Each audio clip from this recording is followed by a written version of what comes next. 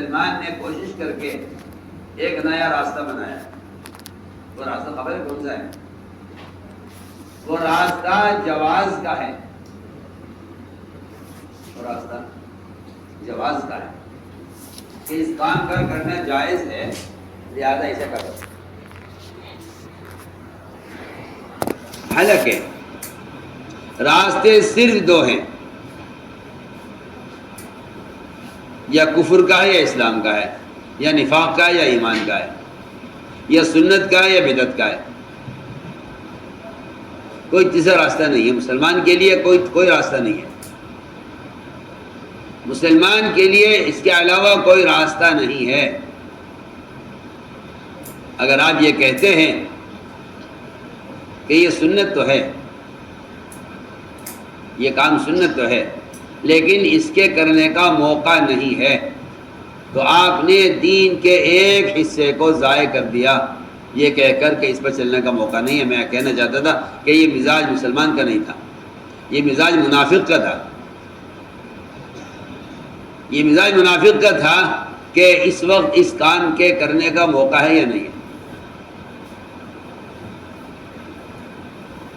تو اللہ نے ان کا عجیب حال بیان کیا قرآن میں. فَمَا مِنَ النَّاسِ مَن يَعْبُدُ اللَّهَ عَلَى حَرْفٍ، کہ ایسے بھی لوگ ہیں جو کفر اسلام کے بارڈر پر چلتے ہیں.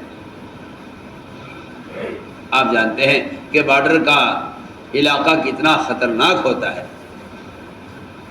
اگر کوئی شخص دنیا کے کسی بارڈر پر بے خیالی سے دوسرے ملک میں داخل ہو جائے، اسے گرفتار کر لیا جاتا ہے، اس کو قید کر دیا جاتا ہے، اس پر مقدمہ چلایا جاتا ہے کہ آپ بغیر ویزے کے اس ملک میں داخل کیسے ہو گئے تھے. جی مجھے تو پتہ ہی نہیں تھا، مجھے کوئی نشان، کوئی دیوار، کوئی آڑ نظر نہیں آئی، مجھے کیا معلوم کہ یہاں سے دوسرا ملک شروع ہو گیا. آپ اندازہ کیجئے انسانوں کے آپس میں تقسیم کیے ہوئے ممالک کا حال یہ ہے کہ انہوں نے حد قائم کر لیا آپس میں. اگر آپ اس حد کو پار کر جائیں تو آپ کو 20 سال جیل میں کاٹنے پڑ جاتے ہیں دوسرے ملکوں میں کہ آپ ہمارے ملک میں داخل ہوئے ہیں، آپ جاسوسی کر رہے ہیں یا آپ چوری سے داخل ہوئے ہیں. سوچیے جو اللہ نے حدود قائم کی ہیں، اگر مسلمان حدود کو پار کر جائے تو کیا اللہ تعالیٰ کے یہاں سے سوال نہیں ہوگا، پکڑ نہیں ہوگی؟ میں بہت بنیادی بات آپ سے عرض کرتا ہوں. تو منافقین نے راستہ بنایا ہے کفر و اسلام کے درمیان میں، نہ پورے ادھر نہ پورے ادھر. یہ قرآن کہہ رہا ہے. انہوں نے یہ کہا کہ موقع محل دیکھو، کس وقت کیا کرنا ہے، کس وقت کیا نہیں کرنا ہے. اگر منافقین کا عجیب بات لکھی ہے علماء نے، مفسرین نے، کہ اگر مسلمانوں کے ساتھ رہ کر کسی منافق کے یہاں لڑکی پیدا ہو جاتی تھی تو وہ کہتے ہیں اسلام اچھا مذہب نہیں ہے، اس میں کوئی خیر نہیں. اللہ مجھے معاف فرمائے. آج بھی حال یہ ہے ہمارا کہ اگر عمل کے ساتھ کوئی نقصان ہو جائے تو ہمیں سب سے پہلے اس بات کا جھٹکا لگتا ہے کہ جب میں دین پر چل رہا ہوں تو یہ نقصان کیوں ہے، جبکہ اللہ کی اطاعت کے ساتھ دنیاوی نقصان، اللہ کی اطاعت کے ساتھ دنیاوی نقصان وہ قبولیت کی علامت ہے. یہاں تک آتا ہے حدیثوں میں. اللہ اکبر. اگر کوئی آدمی جاننا چاہے، اگر کوئی شخص جاننا چاہے کہ اللہ تعالیٰ کے یہاں اس کا کیا مقام ہے اور اللہ تعالیٰ کے یہاں اس کے لیے خیر ہے یا شر ہے،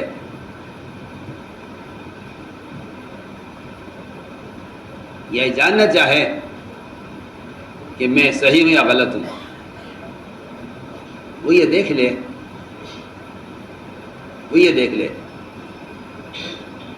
کہ اگر اس نے اللہ تعالیٰ سے دنیا مانگی اور اس دنیا کے حاصل ہونے میں دشواری ہو گئی اور اللہ سے آخرت کو مانگا اور آخرت کو مانگنے میں وہ دعا فروغ قبول ہو گئی، تو سمجھ لے کہ اس آدمی کا حال اللہ کے یہاں بہتر ہے۔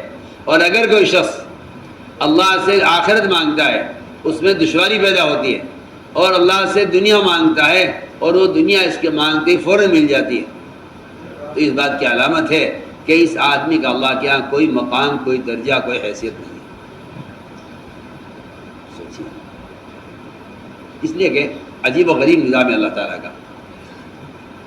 میں درمیان میں عرض کر رہا ہوں کیونکہ لوگ اپنی دنیا کے اچھے برے حالات سے دین کے بارے میں فیصلہ کر لیتے ہیں۔ اللہ نے حکم دیا جبرائیل تمہارے ذمے انسانوں کی حاجتیں پورا کرنا ہے۔ جبرائیل کے ماتحت لا تعداد بے شمار فرشتے کام کرتے ہیں جو لوگوں کی حاجتوں کو پورا کرنے کے لیے اللہ تعالیٰ کی طرف سے متعین کیے گئے ہیں، اور جبرائیل ان سارے فرشتوں پر امیر ہیں۔ اللہ نے فرمایا جبرائیل اگر کوئی میرا فرما بردار، عبادت گزار، نیک بندہ اگر مجھ سے کوئی چیز مانگے اور دعا کرے تو جبرائیل اس مومن نیک بندے کی حاجت کو پورا مت کرنا، اور اگر کوئی مشرک، کوئی کافر، اللہ کا بھی دشمن، اللہ کے دین کا بھی دشمن، اگر وہ دعا مانگے تو اس کی دعا شروع ہوتے ہی اس کی حاجت پوری کر دیں، دیر مت کرنا۔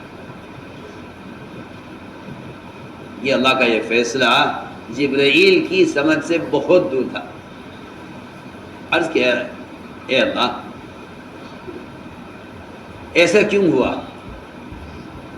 جس کو تو نے مانگنے کا حکم دیا ہے اپنے سے، اور اس کی حاجت کے پورا کرنے کا بھی تو نے اس سے وعدہ کیا ہے، اس کے بارے میں تو یہ کہہ رہا ہے کہ اس مسلمان فرما بردار کی حاجت پوری مت کرنا، اور وہ کافر جس کو تو نے اپنے سے مانگنے کا حکم نہیں دیا اور اس کے لیے وعدے پورا کرنے کا بھی تو نے وعدہ نہیں کیا، اس کے بارے میں تیرا حکم یہ ہے کہ اس کی حاجت فوراً پوری کر دینا۔ جبرائیل کے یہ بات سمجھ میں آئی نہیں، اور نے سوال کیا کہ اللہ ایسا کیوں؟ اللہ نے فرمایا ہاں جبرائیل، بات وہی ہے جو میں کہہ رہا ہوں کہ مجھے کافر کا مانگنا پسند نہیں ہے، اس کو مال دینا پسند ہے، لیکن مجھے مومن کا مانگنا پسند ہے، اس کو مال دینا مجھے پسند نہیں۔ مومن کا مانگنا پسند ہے، مومن کا مانگنا پسند ہے، اس کو مال دینا مجھے پسند نہیں ہے۔ کافر کا مجھے مال دینا اس کو پسند ہے، مگر اس کا دعا مانگنا اور اس کا مجھے سوال کرنا مجھے پسند نہیں ہے۔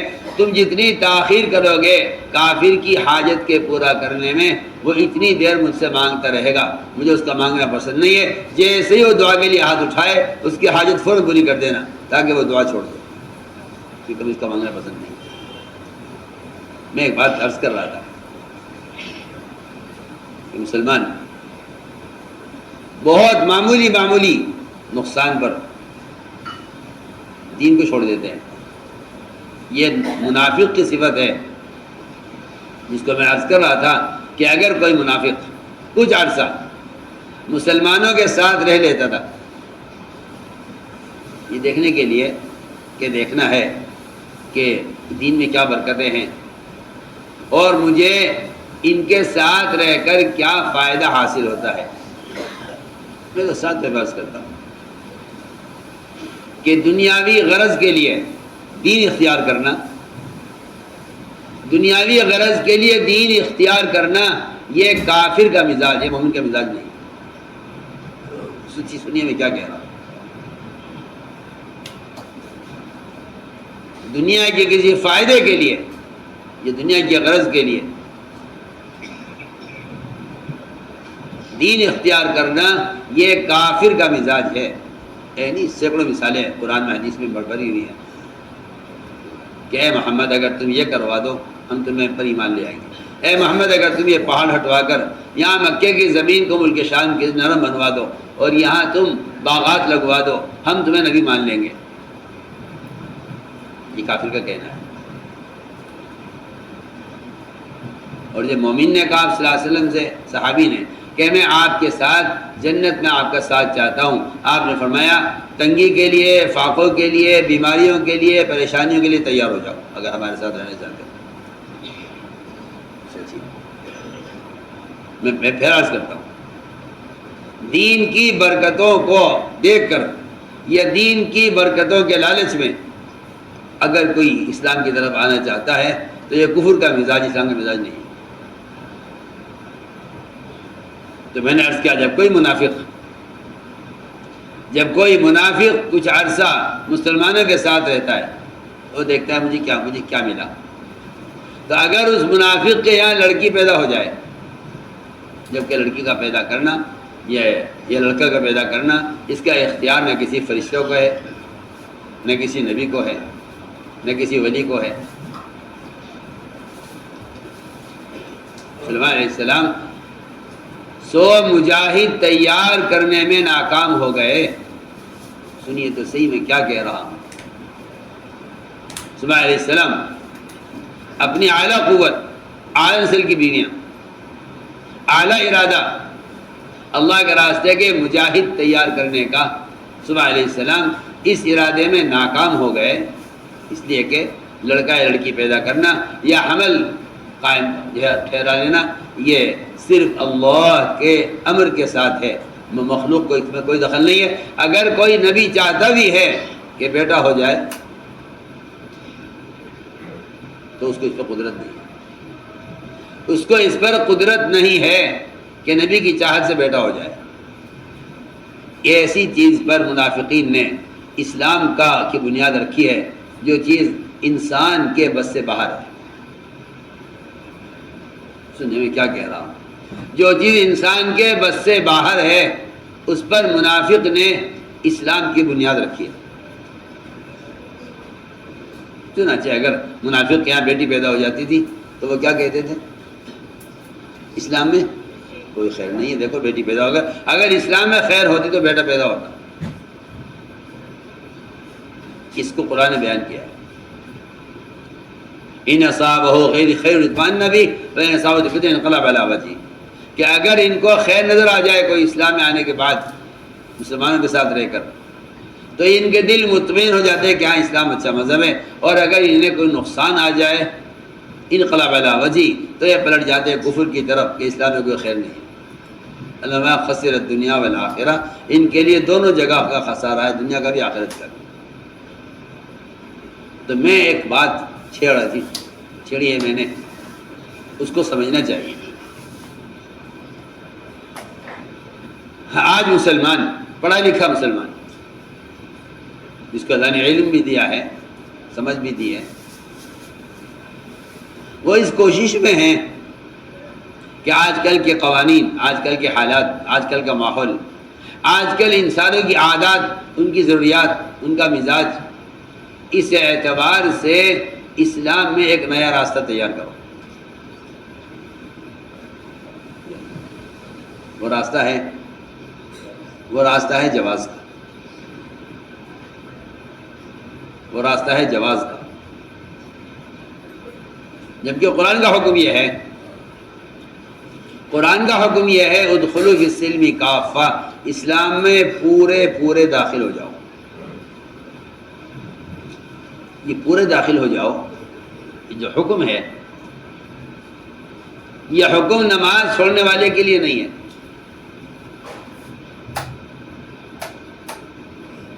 کہ جی یہ روزہ رکھتا ہے، زکوٰۃ دیتا ہے، حج کیا ہوا ہے، نماز نہیں پڑھتا، یہ حکم اس کے لیے نہیں ہے. ایک آدمی ہے جو چاروں فرائض پر عمل کرتا ہے، 5 فرائض پر عمل نہیں کرتا، یہ حکم اس کے لیے نہیں ہے. ایک شخص ہے جس نے اپنی شکل و صورت غیر مسلم کی طرح بنائی ہوئی ہے اور اس کے حلیے سے سنتیں نظر نہیں آتی، یہ حکم اس کے لیے بھی نہیں ہے. یہ حکم، میری بات بہت دھیان سے سننی پڑے گی. ادخلوا فی السلم کافہ، اسلام میں پورے داخل ہو جاؤ، یہ حکم اس کے لیے نہیں ہے جس نے دین کا کوئی حکم چھوڑ دیا ہے. فرائض میں سے، سنتوں میں سے، اپنے حلیے میں سے، اپنی شکل میں سے، اپنی شادیوں میں سے، تجارت میں سے، میں کہتا ہوں جتنے بھی احکام ہیں عبادات سے متعلق یا معاملات سے متعلق یا اخلاق سے متعلق یا معاشرے سے متعلق، یہ حکم ان میں سے کسی کے لیے بھی نہیں ہے۔ سنو دھیان سے بات، یہ حکم اسلام میں پورے پورے داخل ہو، یہ حکم کس کے لیے؟ یہ آیت کب نازل ہوئی؟ یہ آیت کب نازل ہوئی؟ ادخلوا فی السلم کافہ، یہ آیت کب نازل ہوئی؟ یہ آیت جب نازل ہوئی، جب آپ پر ایمان لانے والوں نے اور آج کی صحبت میں شامل ہو کر صحابی ہو جانے والے وہ لوگ جو پہلے یہودی تھے پھر مسلمان ہو گئے، انہوں نے آپ سے درخواست کی کہ یا رسول اللہ، ہم آپ پر ایمان لے آئے ہیں، قرآن کو ہم نے اپنا امام بنا لیا ہے، آپ کو اپنا آخری نبی تسلیم کر لیا ہے، ہم قرآن پر ہی عمل کریں گے، قرآن ہی ہمارا مقتدا ہے، لیکن ہم اجازت چاہتے ہیں کہ کبھی کبھی توریت پڑھ لیا کریں۔ ہم اجازت چاہتے ہیں کبھی بھی توریت پڑھ لیا کریں، آسمانی کتاب ہے، آسمانی کتاب ہے، میرے آپ کے ذمہ فرض ہے اس پر ایمان لانا، میرے آپ کے ذمہ فرض ہے اس پر ایمان لانا، یہ آسمانی کتاب ہے، اس پر ایمان لانا فرض ہے میرا آپ کے لیے۔ اس کتاب کو پڑھنے کی اجازت مانگی ان لوگوں نے جو پہلے یہودی تھے پھر اسلام لے آئے۔ یہ ڈانٹ جو پڑی ہے اور یہ حکم جو آیا ہے اور یہ تنبیہ جو کی گئی ہے، یہ ان کے لیے کی گئی ہے جو کامل دین پر چلنے کے ساتھ صرف توریت پڑھنا چاہتے ہیں۔ آسمانی کتاب ہے، بتائیے، سوچیے، تو حکم ہی آیا آسمان سے کہ اسلام میں پورے پورے داخل ہو جاؤ۔ جب تم قرآن پر ایمان لا چکے ہو اور قرآن تمہارا امام مقتدا ہے اور تم قرآن کے تابع کر دیے گئے ہو، تو تمہیں توریت پڑھنے کا خیال کیوں آیا؟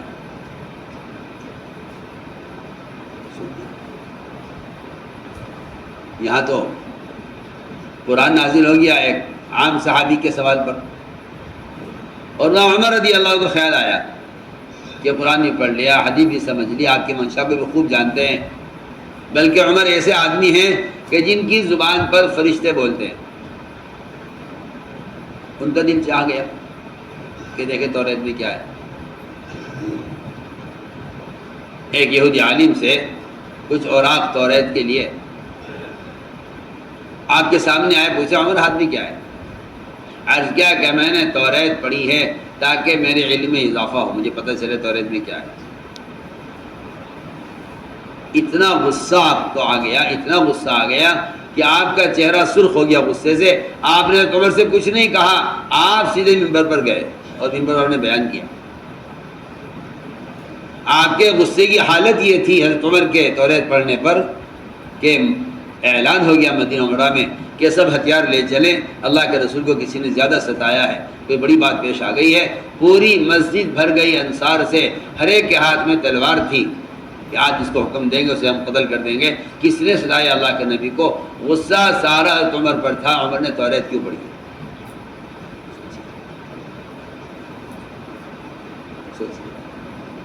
اس کتاب میں احکام ہیں جو اللہ کی آسمان سے اتری کتاب ہے، موسیٰ علیہ السلام میں نازل کی گئی ہے۔ تو میں آپ کو ایک مثال پیش کر رہا ہوں کہ وہاں اگر اتنی سی بات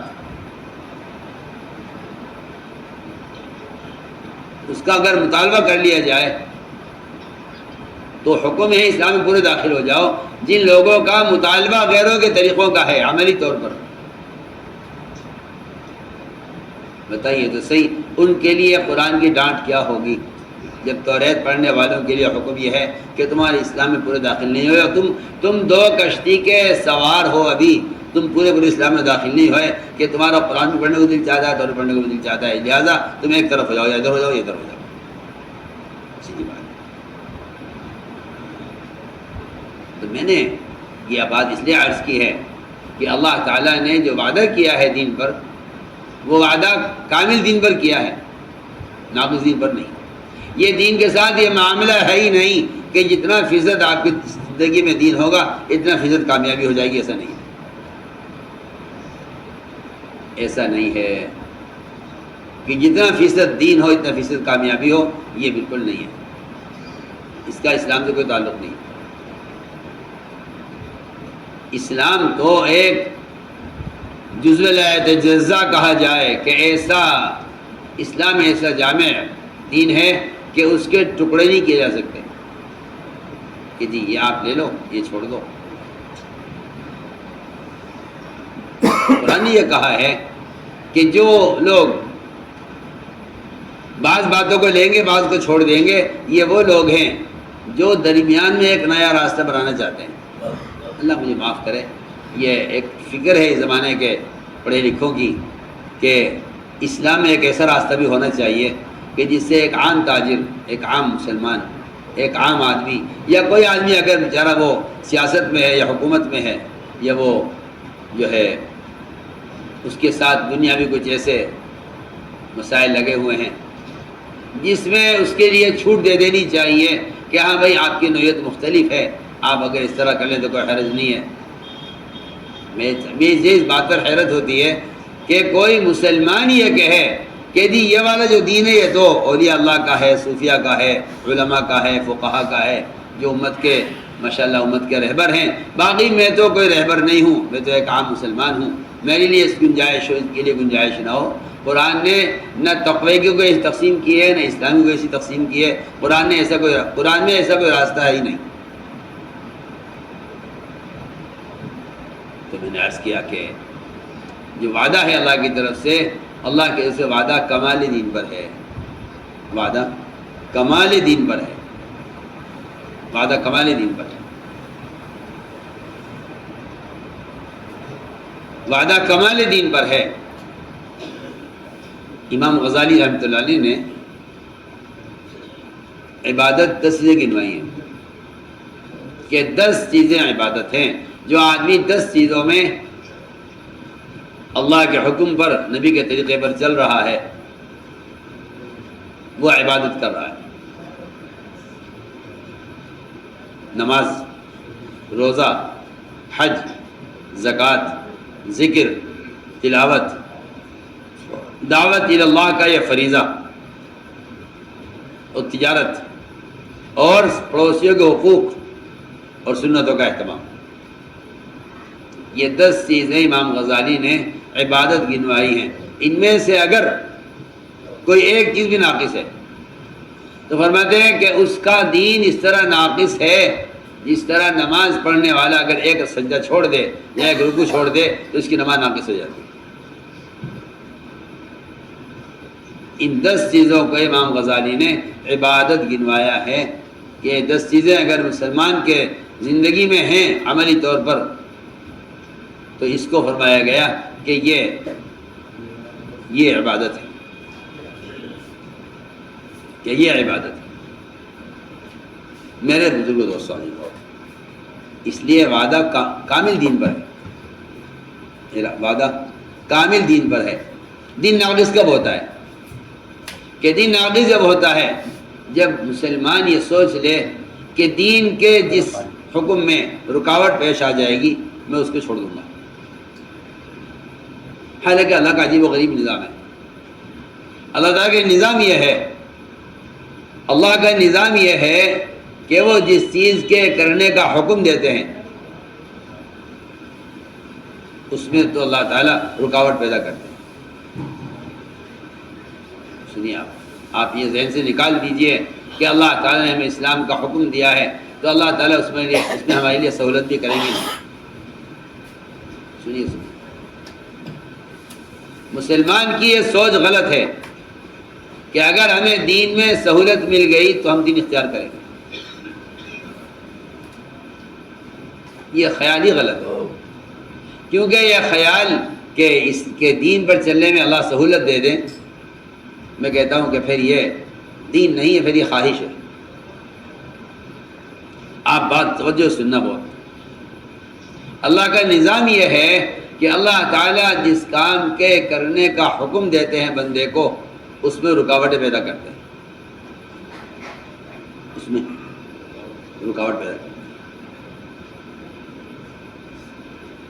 اللہ حکم دیتے ہیں، رکاوٹ پیدا کرتے ہیں۔ رکاوٹ اس لیے نہیں پیدا کرتے اللہ تعالیٰ کہ آپ اس کو چھوڑ دیجئے کیونکہ اسے ہو نہیں رہا ہے۔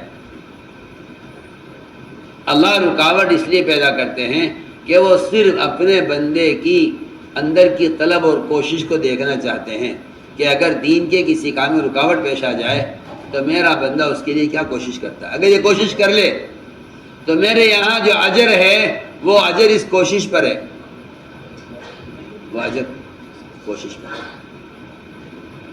اجر کوشش پر ہے۔ ہم بہت بنیادی بات آپ سے عرض کر رہے ہیں۔ تو یہ اللہ تعالیٰ کا نظام ہے۔ اللہ کا نظام ہے کہ اللہ تعالیٰ جس کام کے کرنے کا حکم دیتے ہیں اس میں رکاوٹ پیدا کر دیتے ہیں، اور جس کام سے اللہ روکتے ہیں کہ یہ نہیں کرنا، اس میں اللہ تعالیٰ سہولتیں پیدا کر دیتے ہیں، اس میں سہولت۔ بندے کا جو امتحان ہے وہ امتحان دنیا میں یہ ہے کہ ہم گناہ کے راستوں میں، حرام کمائیوں میں، سودی نظام میں، اس سب میں ہم سہولت دے دیں گے، اس میں ہم سہولت دیں گے، اس میں ہم آپ کو سہولت دیں گے، اور جتنے راستے اللہ کی اطاعت کے اور احکام کے ہیں اس میں ہم رکاوٹیں پیدا کریں گے۔ اب دیکھیے سارے انبیاء کے واقعات دیکھ لیجیے، آپ کو قرآن بھرا ملے گا اس سے کہ جس کام کے کرنے کا حکم دیتے ہیں اس میں رکاوٹ پیدا کرتے ہیں، جس کام سے روکتے ہیں اس میں سہولت دیتے ہیں۔ مسلمان نے یہ غلطی کی ہے کہ جو راستہ سہولت کا ہے اسے اختیار کر لیا، حالانکہ میں کہہ چکا ہوں کہ سہولت کا راستہ گناہوں کا ہے، اور دشواریاں جو ہیں وہ اطاعت کے راستے میں ہیں۔ میں عرض کرتا ہوں اللہ تعالیٰ نے اصحاب سبت پر ہفتے کے دن شکار حرام کر دیا۔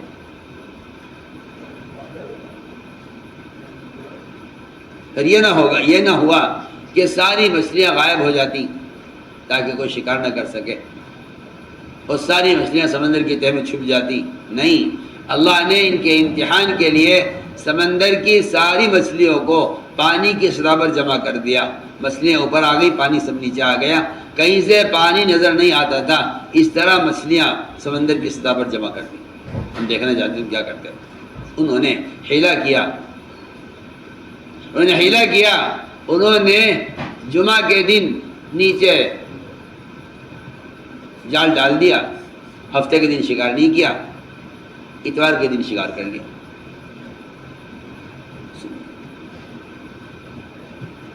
ایسے لوگوں پر اللہ کا عذاب بہت سخت آتا ہے، بہت جلدی آتا ہے، جو اللہ کے ساتھ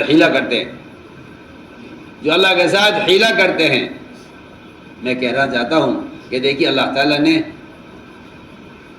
ہفتے کے دن شکار حرام کر دیا، پھر یہ نہیں کہ اللہ مچھلیوں کو غائب کر دیتے، اللہ نے بہت سہولت دے دی ان کو شکار کرنے کی۔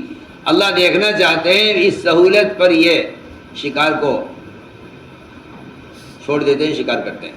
اگر یہ شکار کریں تو میرا عذاب آئے گا ان پر، کیونکہ میں نے ان کو منع کیا تھا شکار کو، اور یہ شکار کرنے سے باز نہیں آئے۔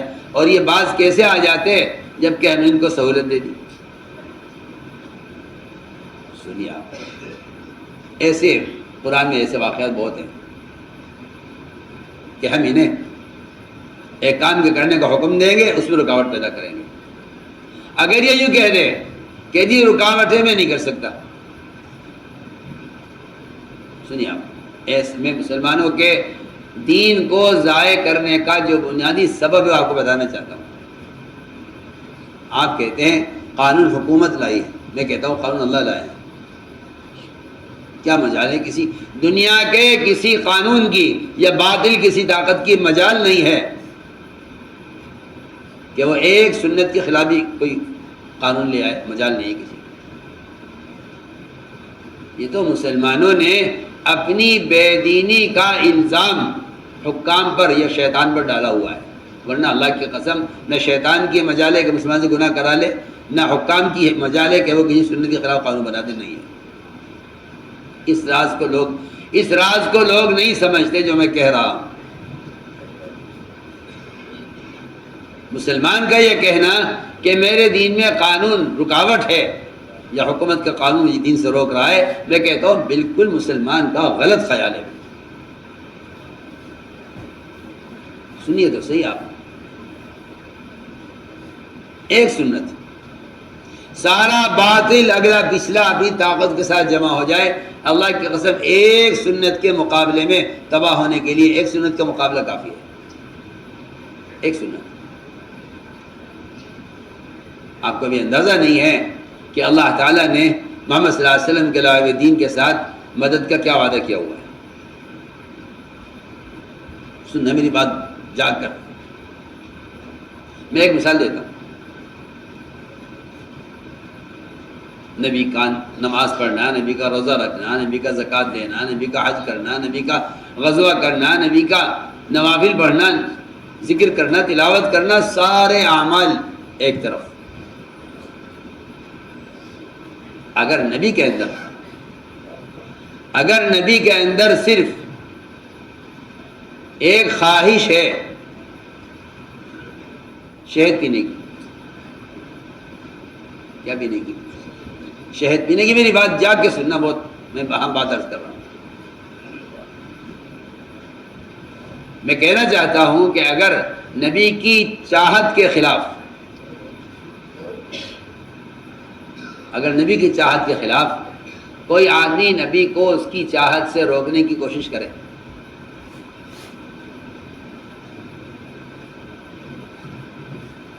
تو اللہ تعالیٰ کی طرف سے کیا مدد ہوتی ہے۔ میری بات بہت دھیان سے سننا۔ ساری عبادات، سارے احکام، سارے فرائض سے ہٹ کر اگر نبی کی دل کی چاہت شہد پینے کی ہے، اور کوئی شخص نہیں بلکہ آپ کی ازواج مطہرات، آپ کی بیویاں، اگر وہ آپ کو شہد سے روکنے کی کوشش کریں، پہلے میں جو بات کہنا چاہتا ہوں، پہلے میں اس کو بات کو صاف کر لوں، پھر میں آپ کو واقعہ سناؤں گا۔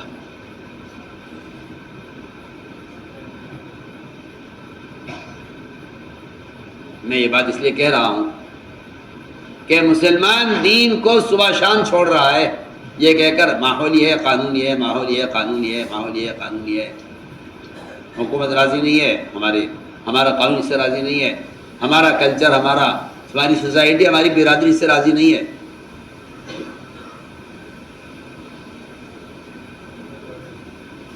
واقعہ پیش یہ آیا کہ حضور اکرم صلی اللہ علیہ وسلم نے، آپ کا معمول تھا کہ آپ عصر کی نماز کے بعد ازواج مطہرات کے گھروں میں چکر لگاتے تھے، سب کے تھوڑی دیر سب گھروں میں، یہ عصر مغرب کے درمیان کا وقت آپ کا ملاقات کریں۔ 11 گھر ہیں۔ حضرت زینب کے یہاں آپ گئے، باقی بیویوں کو انتظار ہے کہ آپ کون تشریف لائیں گے۔ حضرت زینب کے یہاں آپ گئے تو زینب نے کہا میرے پاس شہد آیا ہوا ہے، آپ تشریف رکھیں، میں ذرا آپ کے لیے شہد کا شربت تیار کر لوں۔ آپ صلی اللہ علیہ وسلم نے حضرت زینب کے یہاں شہد پیا، اس میں وقت لگا۔ حضرت عائشہ، حضرت حفصہ،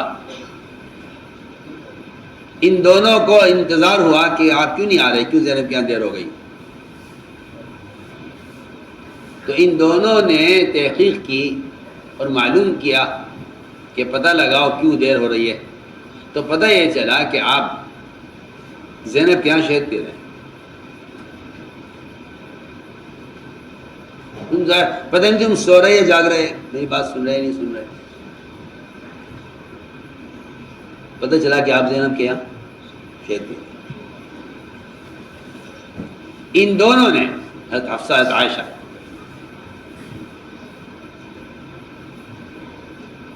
ان دونوں نے اس بات کی کوشش کی اور وہ آپ کی محبت میں کی کہ آئندہ آپ زینب کے یہاں شہید نہ پئیں، اس لیے کہ ہمیں آپ سے محبت ہے، ہم چاہتے ہیں کہ آپ ہمارا جلدی آئیں، آپ سے محبت میں آپ کو شہد پینے سے روکا۔ آپ کی سنو میں کیا کہہ رہا ہوں، میرے الفاظ پر غور کریں، آپ میں کیا کہہ رہا ہوں۔ ہم تو یہود و نصارہ سے محبت میں سنت کو چھوڑ رہے ہیں، ہم تو اللہ کے یہاں اس سے بڑے مجرم ہیں۔ ہم تو یہود و نصارہ کی محبت میں سنتوں کو چھوڑ رہے ہیں، وہاں آپ کی محبت میں اور آپ کے انتظار میں اور آپ جلدی ہمارے پاس آ جائیں، اس کوشش میں عائشہ حفصہ نے دونوں نے مل کر آپ صلی اللہ علیہ وسلم کو ایسی چیز سے روکنا چاہا جس کا پینا نہ فرض ہے، نہ واجب ہے، نہ شریعت کا حکم ہے، کچھ نہیں ہے، ایک انسان کی طبیعت ہے، اس کا شہد پینے کو دل چاہ گیا آپ سے محبت میں۔ دونوں نے اسکیم چلائی اور سازش کی آپ کے خلاف، اور یہ کہا ساری بیویوں سے کہ جس کے پاس بھی اللہ کے نبی تشریف لائیں وہ یوں کہہ دے کہ آپ کے منہ سے بو آ رہی ہے۔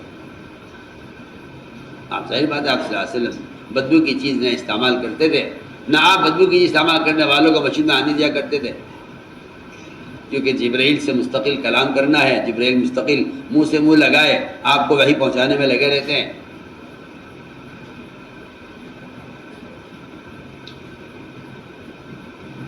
چنانچہ آپ جس کے پاس بھی گئے اس نے کہا رسول اللہ آپ کے منہ سے بو آ رہی ہے، میں نے تو کوئی بدبو کی چیز استعمال نہیں کی، میرے منہ سے بدبو کیوں آئے گی؟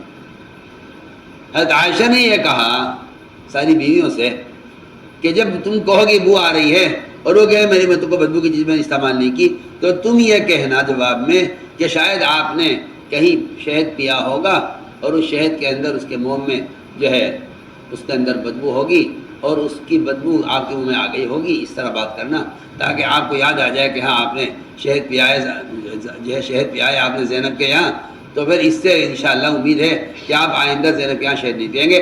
سوکنوں میں آپس میں چلتی نہیں ہے، چاہے وہ نبی کی سوکنیں ہوں چاہے وہ آپ کی دو بیویاں ہوں، ہوا کرتا ہے۔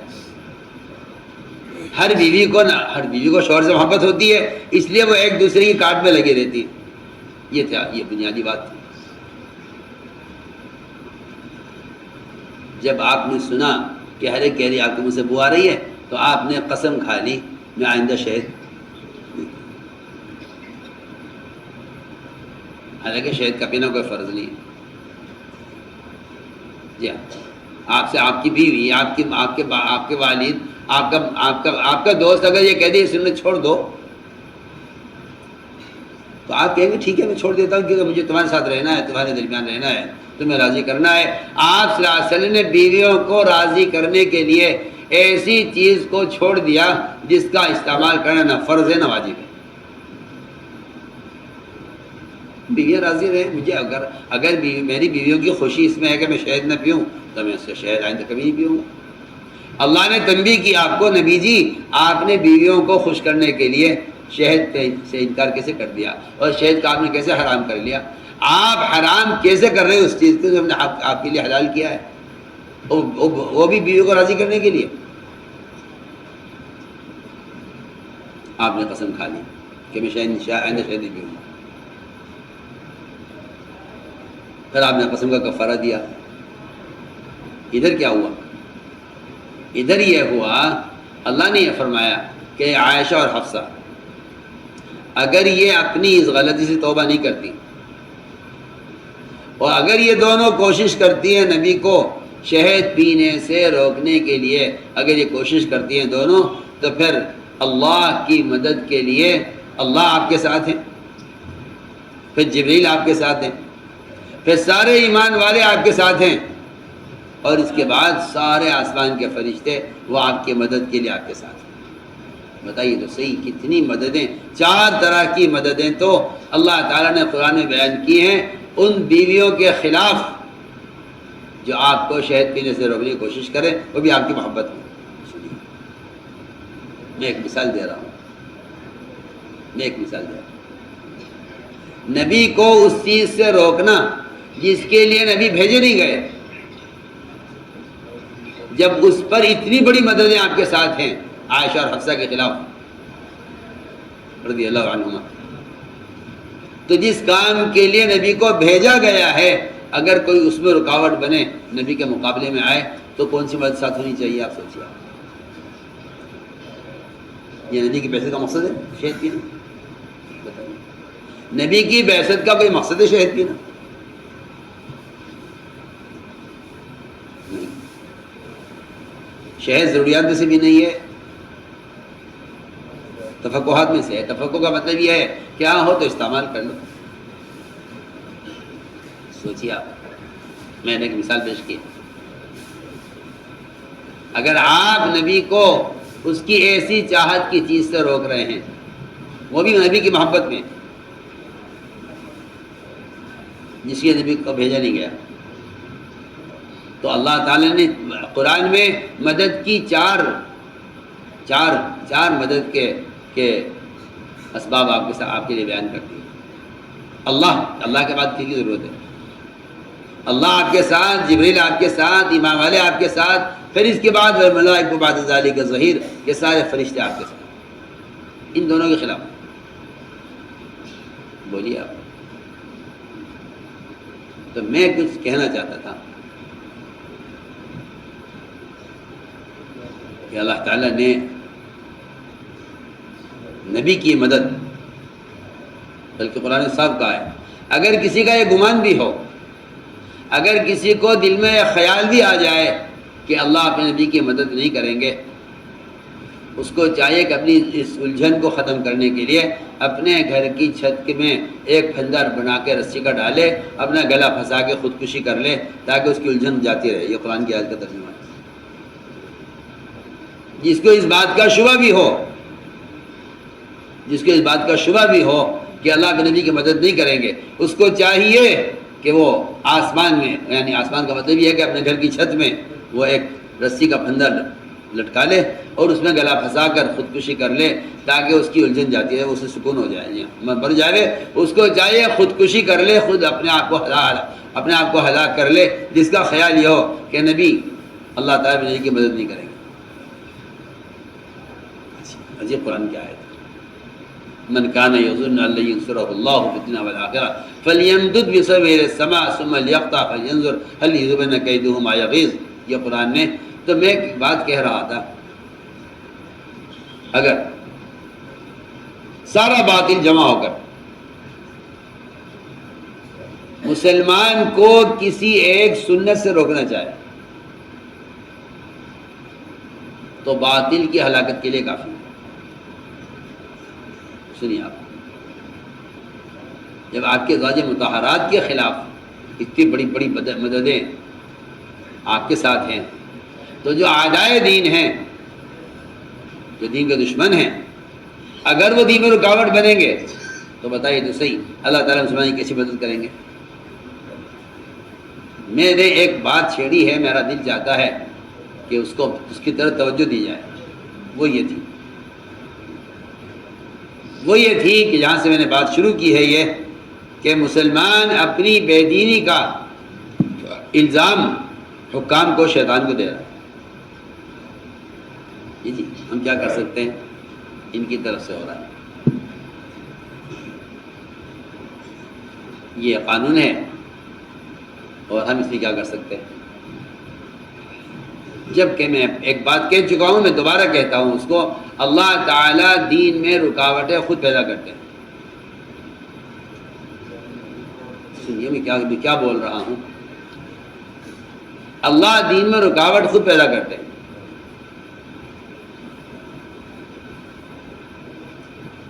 دیکھنے کے لیے کہ میں اگر رکاوٹ پیدا کرتا ہوں اس کے دین میں تو یہ کیا کوشش کرتا ہے.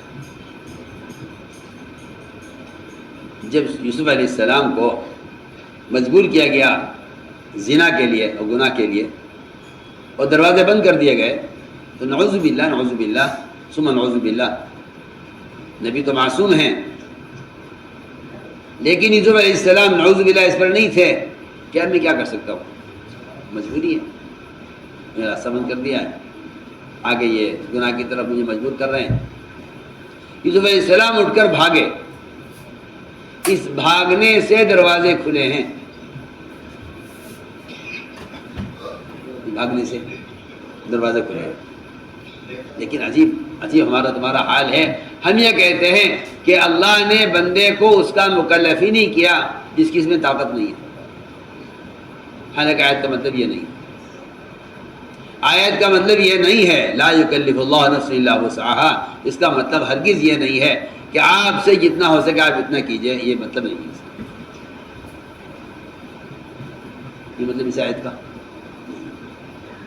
سبھی نے اس آیت کو الٹا کر دیا اور سبھی نے اس آیت کا غلط مطلب نکالا ہے۔ اس آیت کا ہرگز یہ مطلب نہیں ہے کہ جو کام آپ نہیں کر سکتے آپ اس کے مکلف نہیں ہیں، اس آیت کا کہیں سے کہیں تک مطلب نہیں ہے۔ سن رہے تھے کیا کہہ رہا؟ اس آیت کا مطلب یہ ہرگز نہیں، خدا نہ کرے اگر اس آیت کا مطلب آپ نے یہ بنا لیا کہ جو ہو سکتا ہے وہ کرو، جو ہو سکتا ہے وہ کرو، جو نہیں ہو سکتا چھوڑ دو، تو اس کا مطلب یہ بنا کہ آپ اپنے دین کو کافر کے حوالے کر دیں، اپنے دین کو میں تو آپ سے کھل کر بات کر رہا ہوں۔ سب نے اس آیت کا ترجمہ غلط کیا، سب۔ آیت کا مطلب یہ ہے ہی نہیں کہ جو آپ کر سکتے ہیں وہ کریں، جو آپ نہیں کر سکتے آپ اس کے مکلف نہیں۔ اس آیت کا مطلب کیا ہے؟ آج سنو، اس آیت کا مطلب یہ ہے کہ اللہ تعالیٰ نے مسلمان کو جن کاموں کے کرنے کا حکم دیا ہوا ہے اللہ نے مسلمان میں اس کے کرنے کی طاقت رکھی ہے۔ ہم آپ کو بتانا چاہتے ہیں ہمارا دین ناقص کیوں، اور روزانہ ہمارے دین کا حصہ کیوں ضائع ہو رہا ہے؟ کیونکہ ہم اس آیت کو نہیں سمجھ سکتے۔ اس کا کہیں سے کہیں تک خدا کی قسم مطلب یہ نہیں ہے کہ جو آپ کر سکتے ہو وہ کریں، جو نہیں کر سکتے آپ کو چھوڑ دیا، آپ اس کے مکلف نہیں ہے۔ سنیے نا آپ، تکلیف کا مطلب ہے اللہ کی طرف سے کسی کو کسی کام کے کرنے کا مکلف بنانا، اسے تکلیف کہتے ہیں۔ اس کو تکلیف کا مطلب ہے مکلف بنانا۔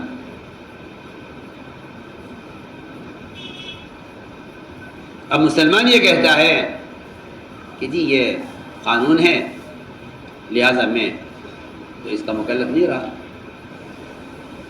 کیونکہ قانون یہ ہے، تو اس کا مطلب یہ ہوا کہ آپ نے یہ فیصلہ کیا کہ اتنے دن پر آپ چل سکتے ہیں، جتنے دن پر چلنے کی آپ کے اندر طاقت ہو، یہ جتنے دن پر آپ قانون کے اعتبار سے چل سکتے ہو۔ میں کہتا ہوں بالکل خدا کی قسم بالکل غلط سوچ۔ اس آیت کا مطلب یہ ہے کہ اللہ نے جتنے کاموں کا تمہیں حکم دیا ہوا ہے اللہ نے تمہارے اندر اس کی طاقت رکھی ہے، تمہارے اندر اس کی۔ سنیے غور سے بات،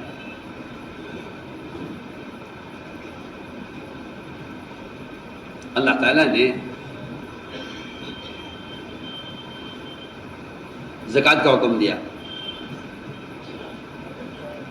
اللہ نے زکوٰۃ کا حکم دیا کہ زکوٰۃ کا حکم کس کے لیے ہے؟ کہ زکوٰۃ کا حکم اللہ نے اس کے لیے دیا ہے جس کو اللہ نے مال دیا ہے۔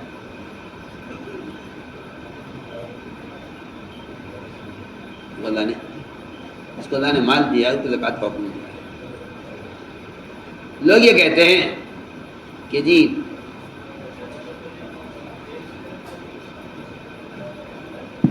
اللہ مجھے توفیق دے دے۔ سنا میری بات بہت توجہ سے، ایک آدمی ہے نماز نہیں پڑھتا، وہ نماز پڑھنے والے سے کہتا ہے کہ بھائی دعا کریں اللہ مجھے بھی توفیق دے نماز کی۔ ایک آدمی حج کر کے آتا ہے، دوسرا مالدار آدمی کہتا ہے حاجی سے، حاجی صاحب دعا کرو اللہ مجھے بھی توفیق دے۔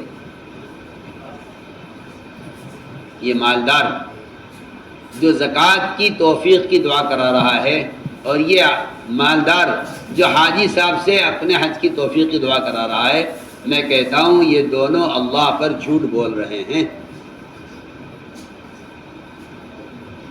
یہ دونوں اللہ پر، دونوں جھوٹے ہیں یہ، اور اتنے بے حیا، اتنے بے شرم ہیں، کیونکہ عمل کا ہونا توفیق نہیں ہے، عمل کا ہونا توفیق نہیں ہے۔ آپ میری بات دھیان سے سنیں گے بہت، عمل کا ہونا توفیق نہیں ہے۔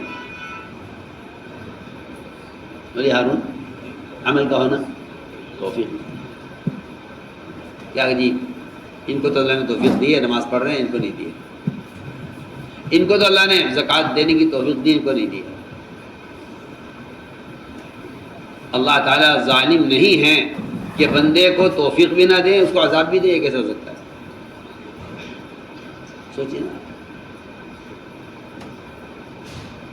اس لیے عمل کا ہونا توفیق، عمل کا ہونا توفیق نہیں ہے، اس عمل کے اسباب کا ہونا توفیق ہے۔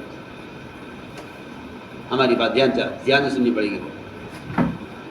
عمل کا ہونا توفیق نہیں ہے، اس عمل کے اسباب کا ہونا توفیق ہے۔ جس کو اللہ نے مال دیا ہے، اللہ نے اس کو زکوٰۃ کی توفیق دے دی ہے۔ اب اگر زکوٰۃ نہیں دے گا تو اللہ اس کو عذاب دے گا، اللہ اس کو عذاب کیوں دیں گے؟ کیونکہ اللہ نے اس کو توفیق دی ہے۔ میں کہتا ہوں عمل کا ہونا نہ ہونا یہ توفیق نہیں ہے۔ آپ غور کریں بات پر۔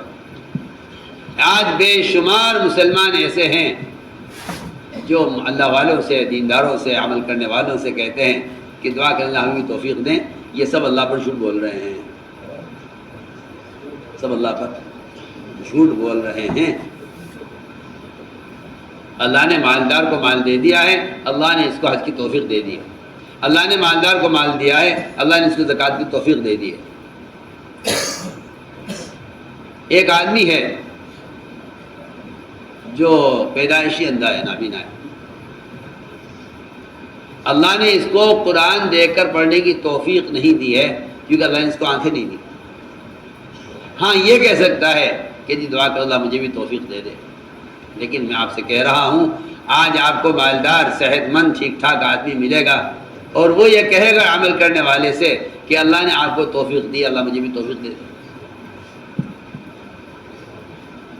یہ اللہ پر شکر، کیونکہ توفیق عمل کا ہونا توفیق نہیں ہے، اس عمل کے اسباب کا مہیا ہونا توفیق ہے۔ اللہ نے اسے مال دے دیا، اللہ نے اس کو زکوٰۃ کی توفیق دے دی۔ اللہ نے اس کو ٹانگیں دی ہیں، اللہ نے اس کو نماز میں کھڑے ہونے کی توفیق دے دی۔ اگر یہ نماز نہیں پڑھتا ہے تو یہ کہتا ہے کہ اللہ نے توفیق نہیں دی، جھوٹ بول رہا ہے۔ اللہ عذاب دیں گے ہی اس لیے کہ اللہ نے توفیق دی ہے۔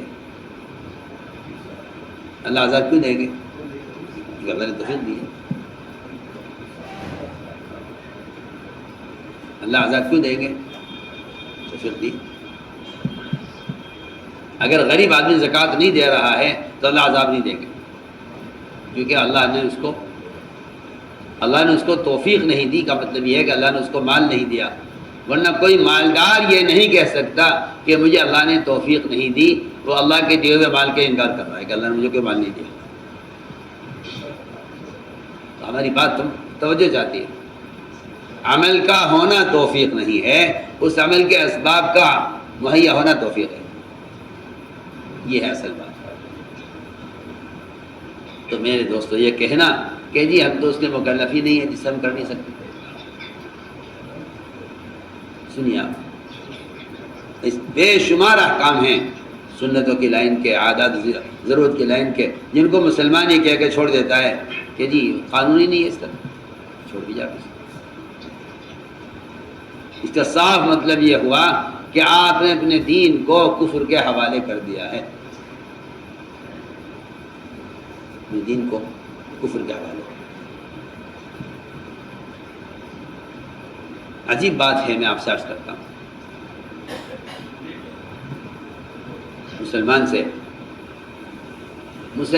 سے کفر اس کا مطالبہ نہیں کرے گا کہ آپ نماز چھوڑ دیں، آپ روزہ چھوڑ دیں، آپ زکوٰۃ چھوڑ دیں، آپ حج چھوڑ دیں۔ نہیں، مسلمان وہ جانتا ہے کہ مسلمان فرائض کو چھوڑنے پر تیار نہیں ہوگا، تو وہ مسلمان سے اس کا مطالبہ کرتے ہیں کہ آپ یہ سنت چھوڑ دیں، آپ یہ سنت چھوڑ دیں، کیونکہ آپ کی یہ سنت تو ہے لیکن اس سنت سے ہمارا قانون ٹکرا رہا ہے۔ سنیے آپ میری بات توجہ سے،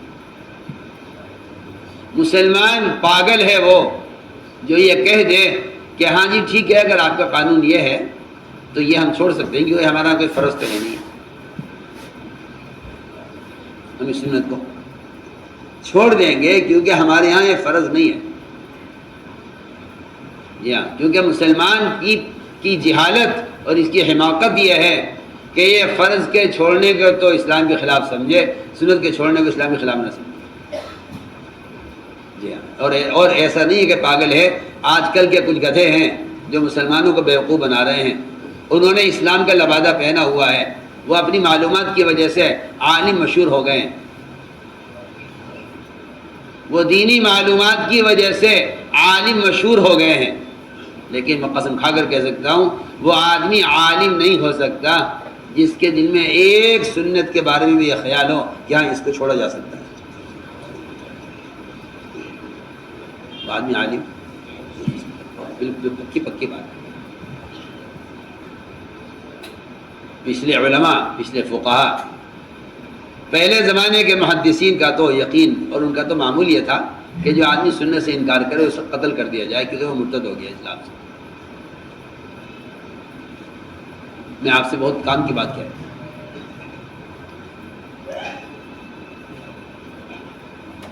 کہ باطل مسلمان سے یہ کہے گا کہ بھئی یہ جو سنت ہے نا، آپ کا لباس ہے، آپ کی شکل ہے، یا آپ کا آپ کا عمل ہے، یہ ہمارے قانون سے ٹکرا رہا ہے، آپ اس کو چھوڑ دیجیے۔ تو مسلمان یہ کہے گا کہ بھئی دیکھیے اگر ہم اس کو نہیں چھوڑتے تو ہماری ملازمت کا مسئلہ ہے۔ اور ایسے جاہل قسم کے لوگ ہیں، ان کا کہنا یہ ہے کہ اگر مسلمان دنیا کے ان شعبوں میں داخل نہ ہوا تو پھر تو ساری دنیا یہ دے اڑیں گے، ہماری تو کوئی حیثیت ہی نہیں ہوگی۔ ہاں یہ سب سارے مسلمان لیڈر ہوں، مقتدی ہوں، عوام ہوں، خواص ہوں، سب کا خیال یہی ہے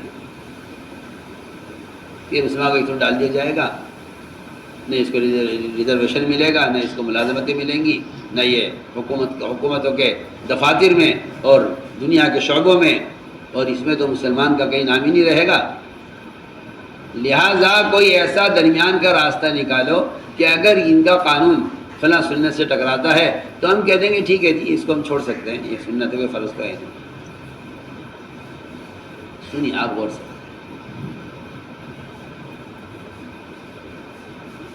اس لیے کہ باطل کا نظام ہمیشہ سے یہ ہے، باطل کا ہمیشہ سے نظام یہ ہے کہ وہ ایک سنت سے ہٹانا چاہتا ہے فرائض سے ہٹانے کے لیے۔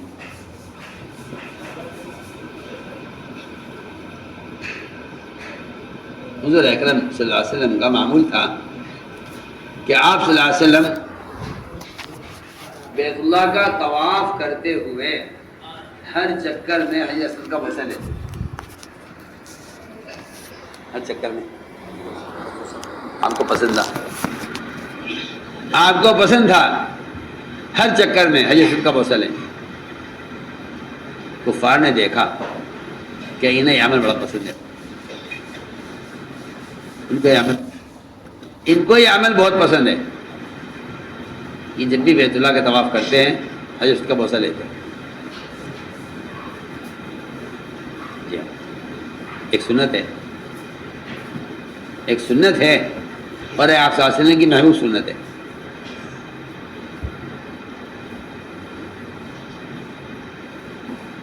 کفار نے کہا آپ سے کہ ہم آپ کو یہ کام نہیں کرنے دیں گے، آگے رکاوٹ، کفار کی طرف سے رکاوٹ آ گئی، ہم آپ کو بوسہ نہیں لے دیں گے۔ آپ نے آپ کی چاہت، ان کی سے رکاوٹ، تو انہوں نے یہ کہا کہ اے محمد صلی اللہ علیہ وسلم اگر آپ چاہتے ہیں بوسہ لینا تو پھر ہم آپ کو ایک شرط کے ساتھ اجازت دے سکتے ہیں.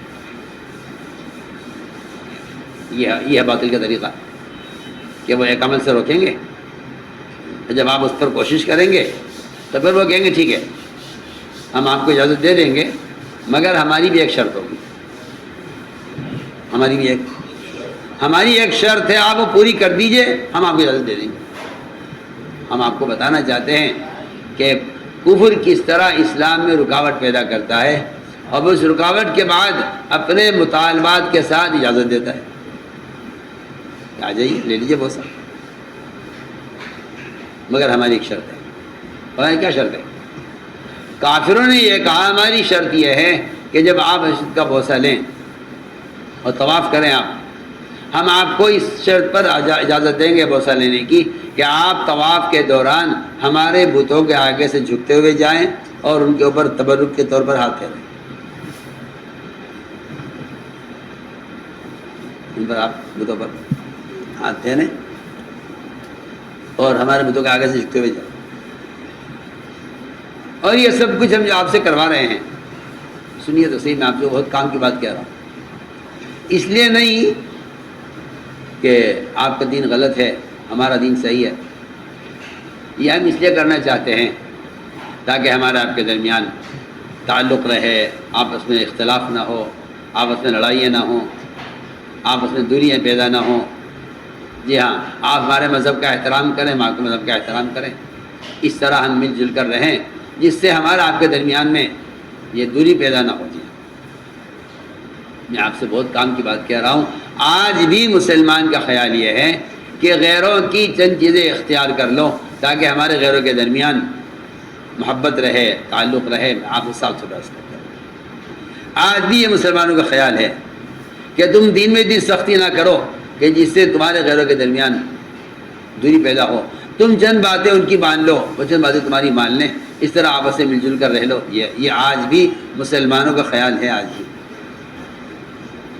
جبکہ قرآن یہ کہتا ہے وَلَا تَرْكَنُوا إِلَى الَّذِينَ ظَلَمُوا فَتَمَسَّكُمُ النَّارُ کہ اگر تم ذرا بھی جھکے غیروں کے طریقوں کی طرف تو جہنم کی آگ تمہیں کھائے گی، جہنم کی آگ تمہیں چھوئے گی. سنیے آپ، قرآن نے بھی یہ کہا ہے. اس آیت کو، یہ آیت نازل اس وقت ہوئی ہے جب آپ صلی اللہ علیہ وسلم سے کہا گیا کہ آپ تو اگر بیت اللہ، اگر آپ کو حج کا بوسہ لینا ہے تو پھر آپ ہماری شرط پوری کر دیں. اور شرط یہ ہے ہمارے بتوں کے آگے سے جھکتے ہوئے جائیں اور ان پر ہاتھ پھیرتے ہوئے آپ جائیں. تو قرآن نے آیت نازل کی اس موقع پر، اور قرآن نے یہ کہا وَلَوْلَا أَن ثَبَّتْنَاكَ لَقَدْ كِدتَّ تَرْكَنُ إِلَيْهِمْ شَيْئًا قَلِيلًا. نبی جی اگر ہم آپ کو ثابت قدم نہ رکھتے، اگر ہم آپ کے قدم ہم نہ جماتے تو قریب تھا تھوڑے سے، ذرا سے آپ ان کی طرف جھک جاتے، وہ بھی صرف جسم سے دکھانے کے لیے، دل کے ارادے کے بغیر. دل کے ارادے کے بغیر صرف سر سے اگر آپ اشارہ کر دیتے ان کی طرف، وہ تو ہم نے آپ کو ثابت قدم رکھا کہ آپ جھکے نہیں ان کی بات کی طرف. اگر آپ دل کے ارادے کے بغیر دکھلانے کے لیے بھی جھک جاتے ان کی بات کی طرف تو ہم آپ کو دگنا عذاب دنیا میں دیتے، دگنا عذاب آخرت میں دیتے. اللہ کے رسول سے کہا جا رہا ہے. سوچیے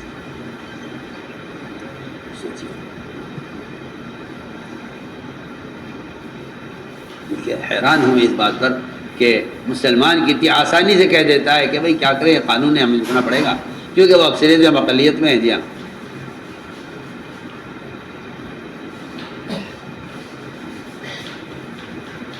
آپ غور کریں،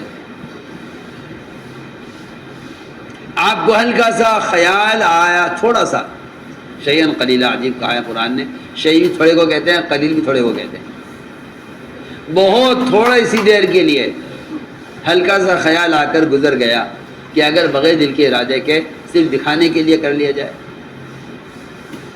صرف دکھانے کے لیے، اور یہ اس کے بدلے میں مجھے حج کا بوسہ دے دیں. اللہ نے فرمایا کہ نہیں جی، ہرگز نہیں. میں عرض کرتا ہوں ایک بات، مولانا اسلام اللہ علیہ کے بیان میں اس واقعے کے ساتھ ایک مثال ہے، عجیب و غریب مثال ہے. ہر سربراہ بیان میں کہ باطل ایک سنت کے چھوڑنے کا مطالبہ کرے گا، مسلمان یہ کہے گا کہ بھئی اس کے چھوڑنے میں کیا حرج ہے. اس لیے کہ آج کل کچھ ایسے پاگل اور گدھے قسم کے لوگ مسلمانوں میں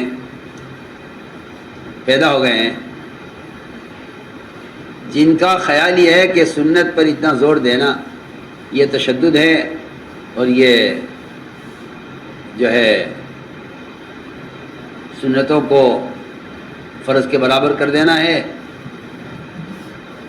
اور میں کہتا ہوں کہ معاشرے کو ذبح کرنے والے یہی لوگ ہیں، معاشرے کو ذبح کرنے والے یہی لوگ ہیں، معاشرے کو ذبح کرنے والے یہی لوگ ہیں جن کا خیال یہ ہے کہ سنت پر اتنا زور دینا مناسب نہیں ہے.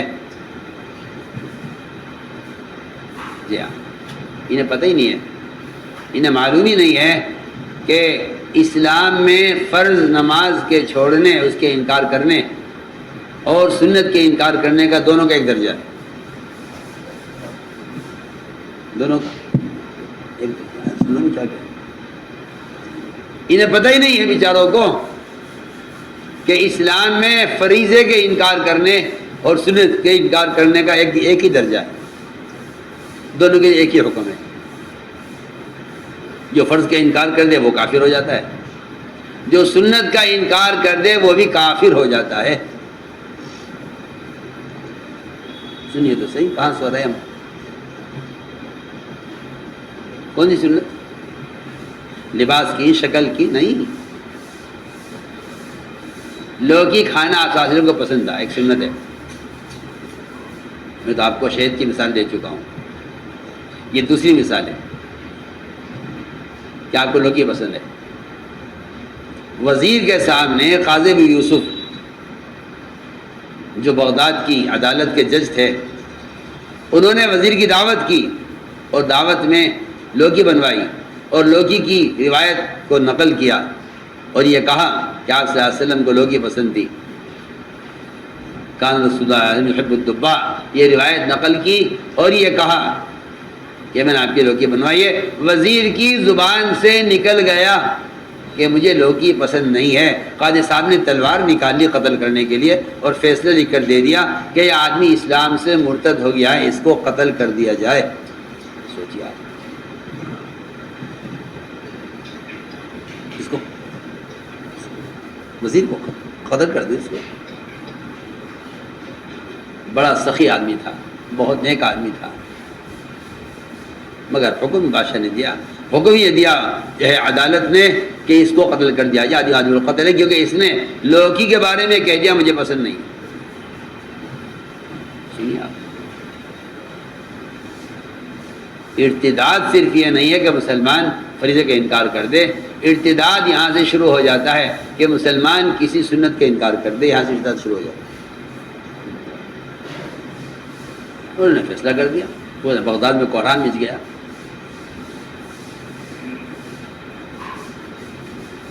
جو بھی سنتا تھا کہ کیوں قتل کر رہے بھائی، کیا ہو گیا، اس کی کیا غلطی ہو گئی، اس سے کہا جاتا تھا کہ اس نے لوکی کے بارے میں یہ کہا کہ مجھے پسند نہیں. سوچیے تو صحیح، آپ کو داڑھی پسند نہیں، آپ کو نبی کا لباس پسند نہیں، آپ کا کیا حشر ہوگا. جب لوکی جیسی چیز جو ہے کھانے کی چیز ہے، اس میں اگر آپ کو وہ پسند نہیں ہے اور آپ کے بارے میں قاضی اور قضات قاضی ابو یوسف فیصلہ کر رہے ہیں کہ آدمی مرتد ہو گیا، ایسا قتل کر دیا. سوچیے آپ، بات یہاں آ کر ختم ہوئی اس کا جھگڑا کہ یہ دوبارہ کلمہ پڑھ کے اسلام میں داخل ہوتا ہے تو ان کی جان بچ جائے گی، ورنہ کوئی جان بچنے کا راستہ نہیں. اس کی بیوی کا نکاح دوبارہ کرا دیا جائے اس سے، اور یہ کلمہ پڑھ کر اپنے اسلام کی تجدید کر لے. سوچیے آپ، مولانا صاحب کے بیان میں اس پر ایک مثال ہے، حضرت بیان فرما رہے ہیں کہ ہمارے دین کا حال یہ ہے،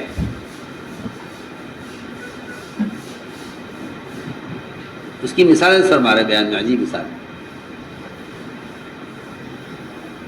بس ہمارے کہ لوہے نے جنگل کے بادشاہ سے ایک بالش لکڑی کا مطالبہ کیا، اور بڑی اچھی مثال ہے۔ لوہے نے جنگل کے بادشاہ سے ایک بالش لکڑی کا مطالبہ کیا، مجھے ایک بالش لکڑی چاہیے، ایک بالش اتنے سے ٹکڑے۔ بادشاہ نے وزیروں سے پوچھا، بھائی یہ لکڑی مانگ رہے ہیں۔ وہ ذرا چیخ اٹھے، وہ ذرا نے کہا، بادشاہ سلامت، ایک بالش کیا 1 انچ بھی لکڑی کو ہم نہیں دیں گے، بالکل نہیں۔ بادشاہ نے کہا کہ تمہارے پاس تو میلوں میں پھیلا ہوا جنگل ہے، ان کے پاس لکڑی بالکل نہیں ہے، اگر ہم تھوڑی سی لکڑی ان کو دے دیں اس میں کیا حرج ہے؟ وزیر نے کہا کہ نہیں بادشاہ سلامت، ہرگز مت دیجیے گا۔ بادشاہ نہیں مانا، کیونکہ بادشاہ عام طور سے عیاش ہوتے ہیں اور وہ دوسروں کی دنیا کی لالچ میں اپنے دین کو بھیج دیتے ہیں۔ ہاں،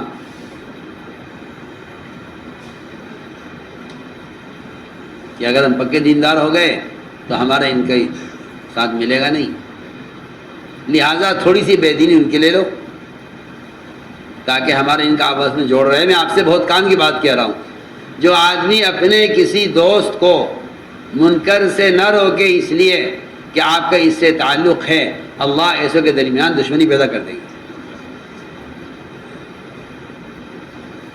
جو آدمی اپنے کسی دوست کو کسی منکر سے نہ روکے اس لیے کہ میرے اس کے تعلقات خراب ہو جائیں گے، تو اس خیال پر ہی اللہ تعالیٰ ان کے درمیان دشمنی پیدا کر دیں گے۔ میں بہت کام کی بات آپ سے کہہ رہا ہوں۔ لوگ تعلقات باقی رکھنے کے لیے منکر سے نہیں روکتے، حالانکہ جو منکر سے نہیں روکے گا مسلمان کو، ان کے درمیان نفرت پیدا ہو جائے گی۔ کیوں؟ اس لیے کہ اللہ تعالیٰ نے محبتوں کے پیدا ہونے کے لیے ایمان اعمال صالحہ کو بنیاد بنایا ہے۔ تو میں نے عرض کیا کہ بادشاہ مانا نہیں اور اس نے ایک بالش لکڑی کو دی۔ انہوں نے اس لکڑی کا کیا کیا؟ آرا بنایا، اس آرے میں اس لکڑی کی ہتھی لگائی اور پورا جنگل کاٹ کے ختم کر دیا۔ سوچئے کیا عجیب و غریب مثال کے بیان میں سے ہے۔ سنیے، غور کر کے کسی کو عقل سمجھ ہو تو سوچے گا کیا کیا۔ لکڑی کی کا دستہ لگایا آرے میں۔ آپ بتائیے، کیا کوئی آرا یا کوئی بسولا یا کوئی نہانی یا کوئی رندا، کوئی بڑھئی کے جتنے اوزار ہوتے ہیں، اس میں کوئی اوزار بھی ایسا نہیں ملے گا آپ کو جس کے ساتھ لکڑی شامل نہ ہو۔ اگر آپ آ رہے ہو ہاتھ سے پکڑ کر لکڑی کاٹے تو آپ کا ہاتھ کٹے گا، لکڑی نہیں کٹے گی۔ اس لکڑی کو کاٹنے کی جو طاقت ہے اس لوہے میں، وہ صرف اس طاقت اس لیے ہے کہ اس میں لکڑی کا حصہ شامل ہے۔ اس میں آج سے بہت کام کی بات ہے۔ مسلمان کا دین کٹے گا اس لیے، اور مسلمان کٹے گا اس لیے کہ مسلمان نے اپنے دین میں غیر کو شامل کر لیا ہے، یا مسلمان نے اپنا حصہ دین کا غیروں کو دے دیا ہے کہ آپ لے جاؤ۔ میری بات بہت توجہ سے، میں آپ سے کہنا چاہتا ہوں، لکڑی نے شکایت کی، لکڑی نے کہا لوہے سے کہ اتنی بے دردی کے ساتھ تو میرا تنا پورا کاٹ دیتا ہے، تجھے رہ نہیں آتا؟ اس نے کہا لوہے نے، میں تو آپ کو کاٹ ہی نہیں سکتا تھا کسی طرح، وہ تو آپ کا کچھ حصہ میرے ساتھ شامل ہے۔ یعنی کتنی حضرت کے بیان کی ہے، کس قدر بلیغ مثال ہے۔ آپ کا کچھ حصہ میرے ساتھ شامل ہے، مجھے آپ کو کاٹنے کی جو ہمت اور جرت ہے میرے اندر، وہ اس لیے ہے کہ آپ کا کچھ حصہ میرے ساتھ شامل ہے۔ دیکھ لیجیے آر ایک سے کاٹنے کی جو طاقت ہے وہ اس دستے سے ہے جو لکڑی کا آپ نے ہاتھ میں پکڑا ہوا ہے۔ تو میں کہنا چاہتا ہوں کہ وہ تو جب مسلمان اپنے دین کو چھوڑ دیتا ہے غیروں کے لیے، تو پھر غیر دین پر جری ہو جاتے ہیں، اور وہ آسانی سے آپ کے دین کو نقصان پہنچا لیں گے، کیونکہ آپ کا کچھ حصہ ان کے ساتھ شامل ہو گیا۔ تو میں نے عرض کیا کہ اسی کو قرآن نے کہا ہے، اسی کو قرآن نے کہا ہے کہ وہ لوگ جو ایمان لائے اور پھر انہوں نے اپنے ایمان میں شرک کو شامل نہیں کیا۔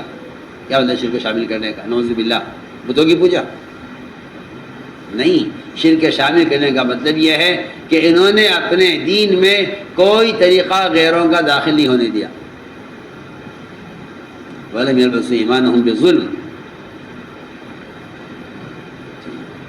ظلم سے مراد ظلم سے شرک کو نہیں کہتے، بلکہ ظلم تو غیروں کے سارے طریقے ظلم ہیں، اس لیے کہ ایمان وہ عقائد سے لے کر ضروریات تک پھیلا ہوا ہے۔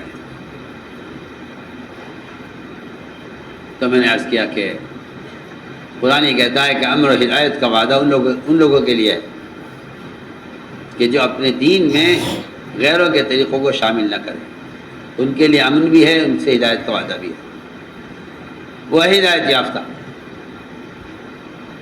تو میرے دوستوں، بزرگوں، عزیزوں، ساری بات کا خلاصہ یہ تھا کہ دین میں پورے داخل ہو، دین میں پورے داخل ہو، دین میں پورے داخل ہو، اس لیے کہ اللہ کی طرف سے جو وعدہ ہے وہ پورے دین پر ہے، جزوی دین پر نہیں ہے۔ اس لیے قرآن نے جگہ جگہ اس کو بیان کیا ہے، اسلام میں پورے داخل ہو جائے۔ اس لیے میں کہا کرتا ہوں کہ استقامت یہ نہیں ہے کہ آدمی کسی ایک چیز کو تھام لے استقامت ہو جائے۔ استقامت کہتے ہیں حال کے امر کے پورا کرنے کو، استقامت کہتے ہیں حال کا امر پورا کرنا۔ تو میں نے ایک بات چھیڑی تھی، میرا دل چاہتا ہے وہ سمجھو اس کو، کہ اسلام میں جو رکاوٹ پیدا ہوتی ہے مسلمان کے، وہ رکاوٹ اصل غیروں کی طرف سے نہیں ہوتی۔ میں اس کی مثال دیتا ہوں۔ صحابہ کو یہ ہے حدیبیہ کے موقع پر آپ صلی اللہ علیہ وسلم کو حدیبیہ کے موقع پر عمرہ کرنے سے روک دیا، عمرہ کرنے سے روک دیا گیا، اللہ کی طرف سے رکاوٹ۔ واپس جائیے، اللہ دیکھنا چاہتے ہیں کہ اس وقت میرے بندے، ایک تو یہ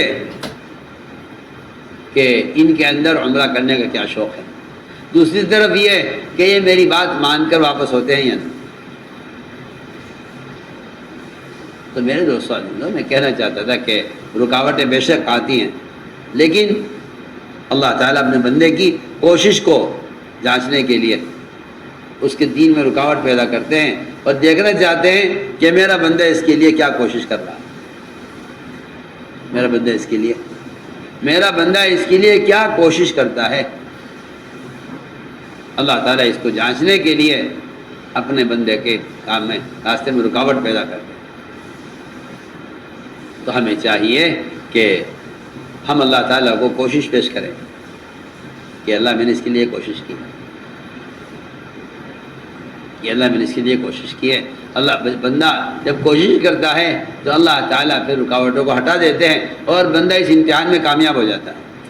اس لیے ہم عرض کرتے ہیں کہ حال کا امر پورا کرنا ہے، دین کا کمال حال کے امر کو پورا کرنا ہے۔ کس وقت اللہ کا کیا حکم ہے، کس وقت نبی کی کیا سنت ہے، اس حال کے امر کو پورا کرنا یہ ترقی ہے، اور حال کے امر کو ضائع کر دینا محرومی ہے۔ بالکل واضح علامت ہے۔ اللہ نے حکم دیا ملائکہ کو آدم کو سجدہ کرنے کا، اللہ کا امر ہے۔ ہم یہ تھوڑی دیکھیں گے کہ یہ امر میری حیثیت کے مطابق ہے یا نہیں. ابلیس اس موقع پر وہ بجائے حکم کی اہمیت کو سمجھنے کے اس کے اندر اپنی حیثیت قائم ہو گئی. میں صاف آپ سے آج کرتا ہوں، اگر کسی مسلمان کو کسی سنت کی طرف بلایا جاتا ہے تو وہ یہ کہتا ہے کہ جی دیکھیے آپ کو معلوم نہیں میں کون ہوں. اس کا مطلب یہ ہوا کہ آپ وزیر اعظم ہیں یا آپ صدر ہیں یا آپ وکیل ہیں یا آپ ڈاکٹر ہیں یا آپ فوج میں ہیں یا آپ پولیس میں ہیں یا آپ کسی ایسے عہدے پر ہیں جس عہدے میں اس سنت پر عمل کرنا قانون کے خلاف ہے، اور آپ یہ کہہ دیں زبان سے کہ میں وزیر ہوں یا میں صدر ہوں یا میں پولیس والا ہوں، تو اس کا مطلب یہ ہے کہ آپ نے اپنی حیثیت کو سنت سے بڑھا لیا ہے. میں تو ساتھ بحث کر رہا ہوں. کیا کہا ابلیس نے؟ ابلیس نے یہ کہا اصل میں میرے کیفیت، میرے حالات ان کو سجدہ کرنے کے نہیں. آپ غور کریں میری بات پر. مسلمان یہ کہتا ہے کہ جی عقل کا تقاضا یہ ہے، اس وقت عقل کا تقاضا یہ ہے کہ ہم اس طرح عمل نہیں کر سکتے کیونکہ میں نہیں کر سکتے سنت عمل، کیونکہ میں وزیر ہوں، کیونکہ میں صدر ہوں، کیونکہ میں وکیل ہوں. میں سنیے میں کیا کہہ رہا ہوں. اللہ کی قسم شیطان نے بھی یہی کہا تھا کہ مجھے عذر ہے ان کو سجدہ کرنے سے، مجھے عذر ہے. میں کچھ کہہ رہا ہوں آپ سے، اگر کوئی مسلمان کسی سنت کے بارے میں یہ کہہ دے کہ مجھے عذر ہے، میں اس پر عمل نہیں کر سکتا، مجھے عذر ہے. اگر کوئی مسلمان کسی سنت کے بارے میں یہ کہہ دے میں اس پر عمل نہیں کر سکتا، مجھے عذر ہے، تو اس کا یہ کہنا خدا کی قسم بالکل ابلیس کے کہنے کے برابر ہے کہ مجھے عذر ہے آدم کو سجدہ کرنے میں، میری کمر نہیں جھکے گی اس کے لیے. سنیے میں کیا کہہ رہا ہوں، سنیے میں کیا بول رہا ہوں، میری بات پر توجہ دیجیے آپ. اس لیے کہ اگر کسی قانون کے لیے یا کسی دنیا کی ڈپارٹمنٹ کے لیے مسلمان یہ کہہ دیں میں اس سنت عمل کرنے سے معذور ہوں، ادھر ابلیس یہ کہہ دے اللہ سے کہ میں آدم کو سجدہ کرنے سے معذور ہوں، کیونکہ وہاں بھی حیثیت کا معاملہ ہے، یہاں بھی حیثیت کا معاملہ ہے. سیدھی بات. سنیے نا میں کیا کہہ رہا. میری حیثیت صدر کی ہے، یہ والی سنت میرے لیے نہیں ہے. میری حیثیت وزیر کی ہے، میری حیثیت وکیل کی ہے، میری حیثیت ایک ایسے عہدے کی ہے جس عہدے کے ساتھ میرے لیے یہ سنت مناسب نہیں ہے. میں کہتا ہوں اگر یہ کہتا ہے میرے لیے سنت مناسب نہیں ہے تو یہ ابلیس کا بھائی ہے. ابلیس نے کہا تھا کہ میری حیثیت ان کو سجدہ کرنے کی نہیں ہے، میری کمر ان کے سامنے جھکنے سے معذور ہے. حال کے امر کا پورا کرنا یہ آگے بڑھنا ہے، حال کے امر کو ضائع کرنا محروم ہونا ہے. حال کے امر کو پورا کرنا آگے بڑھنا ہے، حال کے امر کو ضائع کر دینا محروم ہونا ہے. سیدھی بات ہے. ابلیس نے حال کے امر کو ضائع کر دیا. وجہ کیا ہوئی؟ وجہ یہ ہوئی کہ عذر ہے. کیا عذر ہے؟ کہ عذر اصل میں جو عذر ہے وہ کبر ہے. کبر کیا؟ ایک مسلمان کے دل میں عہدے کی بڑائی، یہ اس کے اندر تکبر ہے. کسی عہدے میں آ کر سنت کو چھوڑنا یہ اس کے اندر تکبر کی علامت ہے. تکبر کیا ہے؟ کہ تکبر یہ ہے کہ آپ کے نزدیک اس عہدے کی حیثیت سنت سے بڑی ہوئی ہے، یہ تکبر ہے. میں بہت آپ سے بنیادی بات عرض کر رہا ہوں. اگر ابلیس نے کہا جی میں معذور ہوں، ابلیس نے عذر پیش کیا نا. ابلیس نے عذر پیش کیا ہے، عذر معقول ہے. عذر معقول ہے، عذر معقول ہے کہ میری جو حیثیت ہے اس حیثیت کے اعتبار سے میرا آدم کو سجدہ کرنا مناسب نہیں. بالکل میں کہتا ہوں اگر کسی مسلمان کو وزارت کا صدارت کا عہدہ مل جائے اور وہ کسی سنت کے بارے میں یہ کہہ دے کہ میرے ابھی یہ سنت میرے کرنے کی نہیں ہے، تو اس کا مطلب یہ ہے کہ اس کے دل میں تکبر آ گیا، یہ سنت سے اللہ اس کو ذلیل کرے. سوچیے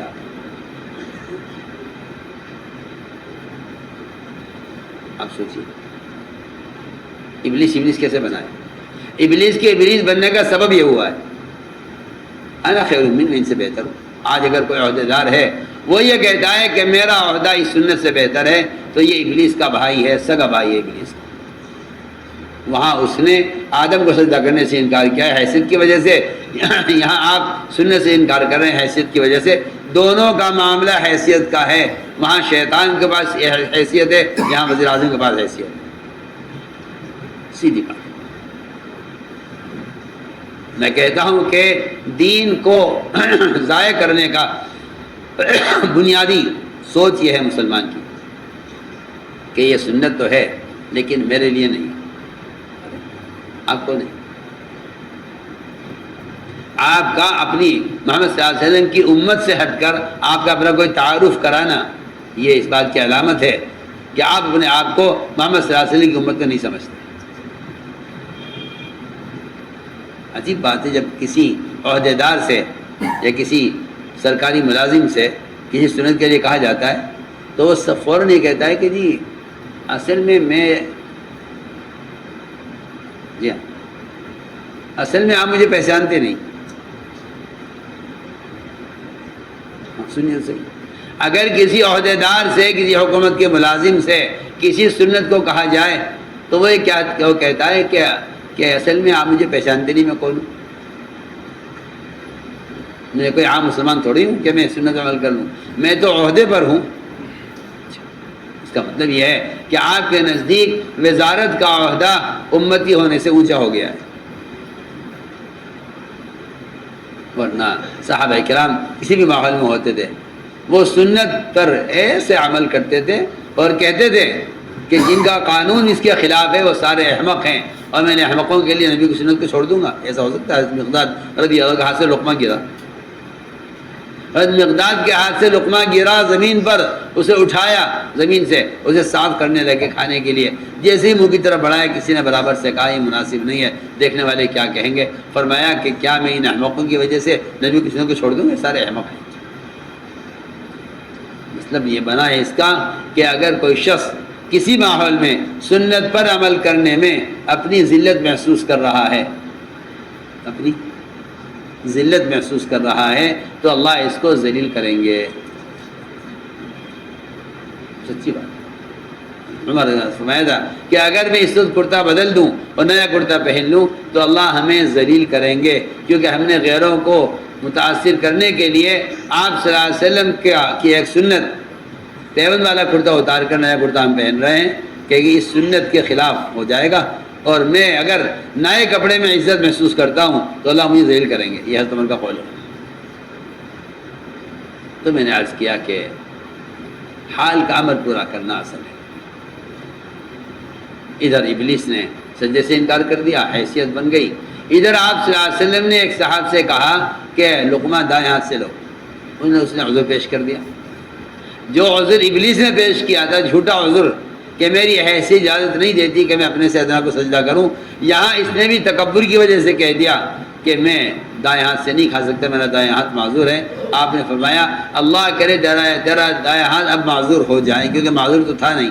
ابلیس بھی سجدہ کرنے سے معذور نہیں تھا، یہ اس کا جواب جھوٹا تھا. یہاں لقمہ لینے والے کا حال ہے کہ دائیں ہاتھ سے کھانا فرض نہیں ہے، بائیں ہاتھ سے کھانا حرام نہیں ہے، لے بے شک خلاف سنت ہے، بے شک خلاف سنت ہے. مگر بائیں ہاتھ سے لقمہ لینے والے نے جب عذر پیش کیا اپنا کہ میرا دائیں ہاتھ اٹھتا نہیں ہے، تو آپ نے بددعا دی، فرمایا اللہ کرے تیرا یہ ہاتھ کبھی نہ اٹھے، تیرا ہاتھ کبھی نہ اٹھے. میں کہتا ہوں کہ یہ ایک بددعا ہے. آپ میری بات پر توجہ دیں، میں کچھ کہہ رہا ہوں. جو مسلمان سنتوں کو ہلکا سمجھ رہے ہیں، آپ سمجھ لیجیے آپ صلی اللہ علیہ وسلم نے بددعا دی ہے اس کو. بدعا دی. لقمہ بائیں ہاتھ سے لے رہا تھا, دائیں ہاتھ سے لے لو. اس نے کہا میرا دائیں ہاتھ نہیں, آپ نے بدعا دی. آپ نے کہا ہاں چلیے کوئی بات نہیں, آپ کا اگر دائیں ہاتھ نہیں اٹھتا, آپ سوچئے تو صحیح, کتنے صبح سے لے کے شام تک کتنی سنتیں ایسی ہیں جنہیں ہم یہ کہہ کر چھوڑ دیں گے کہ اس کا پڑھنا کوئی ضروری نہیں ہے. اور اگر کسی سنت کے مقابلے میں قانون آ جائے پھر تو آپ بڑے دھڑیلے سے, بڑی جرأت سے آپ سنت کو چھوڑ دیں گے. اگر کیا قانون ہی نہیں ہے, آپ کی اتنی شدت اختیار کر رہے ہیں کہ قانون کے خلاف کیا جائے. وہ کہتے ہیں کہ جب فرض روکیں گے تب ہم دیکھیں گے. حالانکہ جو آدمی سنتیں چھوڑ رہا ہے اس نے اپنے فرائض کے چھوڑنے کا اسے انتظار کرنا چاہیے, اس نے فرائض پڑھنے کا انتظام کر لیا. میرے دوستوں, اس طرح ہم نے عرض کیا کہ زندگی میں پورا دین لاؤ, زندگی میں پورا دین لاؤ. پورا دین آئے گا زندگی میں, پورے دین کی دعوت سے. مسلمان جس لائن کا بھی حکم دینا چھوڑ دے گا اور جس لائن کے منکر سے روکنا چھوڑ دے گا, اس منکر سے بچنے کی طاقت بھی ختم ہو جائے گی, اس نیکی کرنے کی طاقت بھی ختم ہو جائے گی. یہ ایک اصولی بات ہے. امر بالمعروف نہی عن المنکر, یہ دو ایسے فریضے ہیں جن کو ادا کیے بغیر نہ منکرات سے بچنے کی طاقت باقی رہے گی, نہ معروفات کو کرنے کی طاقت باقی رہے گی. یہاں تک کہ مسلمان تنگ آ کر اور کمزور ہو کر اپنے دین کو غیروں کے حوالے کر دے گا, اپنے دین کو غیروں کے حوالے کر دے گا.